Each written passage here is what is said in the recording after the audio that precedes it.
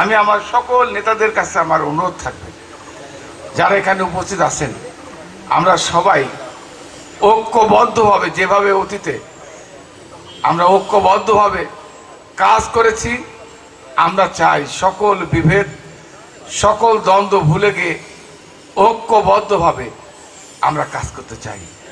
আমাদের নেতা মাননীয় প্রধানমন্ত্রী উনি বলেছেন, দীর্ঘ কষ্টের পর আজকে স্বাধীন পরিবেশে এই যে আমরা এখানে এক জায়গা হয়েছি, যে আল্লাহ সুযোগ দিয়েছে। আমার নেতা কর্মীদের কাছে আমার আহ্বান, আমাদের নেতা তারেক রহমান বলেছেন 30 দিনের মধ্যেই, এই যে ক্ষমতায় গতকালকে ছিল আমাদের 1 মাস, এই 1 মাসের মধ্যে উনি ফ্যামিলি কার্ড, আপনারা দেখেছেন যে ফ্যামিলি কার্ডের মাধ্যমে বাংলাদেশের মধ্যে নির্বাচনের আগে যে অঙ্গীকার করেছিল প্রতিটা পরিবারকে ফ্যামিলি কার্ড দেবেন, সে ফ্যামিলি কার্ডের আনুষ্ঠানিকভাবে উদ্বোধনের মাধ্যমে উনি তার প্রতিশ্রুতি বাস্তবায়ন করতে চলেছেন।